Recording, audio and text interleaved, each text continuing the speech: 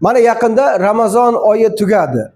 Biz o'zimiz, nafsimiz va shayton bilan birga qolgan vaqtimizda oziq-ovqatlardan o'zimizni to'xtata olmas ekanmiz.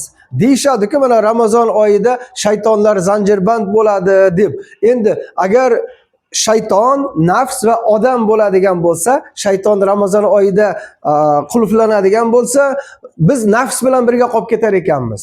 Va Ramazon oyida bir oy o'sha hatto bir qultum suv ham ichmasdan kunduz kuni ishlarga borib kelib qiynalib bo'lsa ham roza, Ramazon rozasi tutiladi-yu, xuddi endi o'sha narsani shayton qo'yib yuborilgandan keyin ham Ramazon oyida dan tashqarida Ramazon oyidan keyin mana bugungi kunlarda bemalol yana o'zimiz jilovlay olishimiz kerak. Ya'ni kechki ovqatlarni iste'mol qilmaslik, har xil zavod, fabrika mahsulotlarini iste'mol qilmaslik, mana shularga amal qilinsa, Ramazon oyidagi ro'zani yana davom ettirsangiz, haqiqiy o'sha sog'lom turmush tarziga, to'g'ri ovqatlanishga amal qilgan bo'lasiz. Sog' bo'linglar.